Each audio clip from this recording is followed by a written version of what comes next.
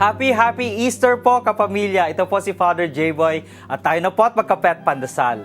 Dalawa ang mukha ng tagumpay.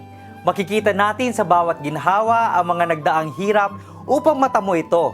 Maaninag ang mga pinasang krus sa bawat pagbabagong nakamtan.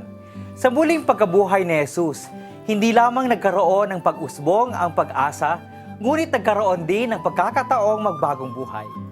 Sa Lunes ng Linggo ng muling pagkabuhay, alalahanin natin ang mga tagumpay natin sa buhay, ang ating tinatawag nating Little Easters.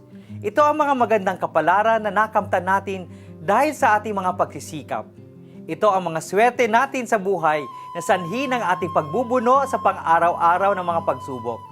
Ito ang mga panahong nalampasan natin ang iba't ibang uri ng paghihikahos.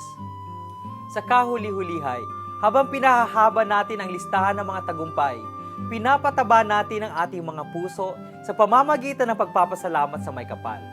Parang maliliit na mahal na araw ang buhay Kristiyano. Sa Huwebes Santo, inaalala natin ang mga taong pinaglilingkuran natin dahil mahalaga sila sa ating buhay. Sa Biyernes Santo naman, inaalala natin ang ating mga krus at kamatayang sinapit kasama sa ating labis na pagmamahal.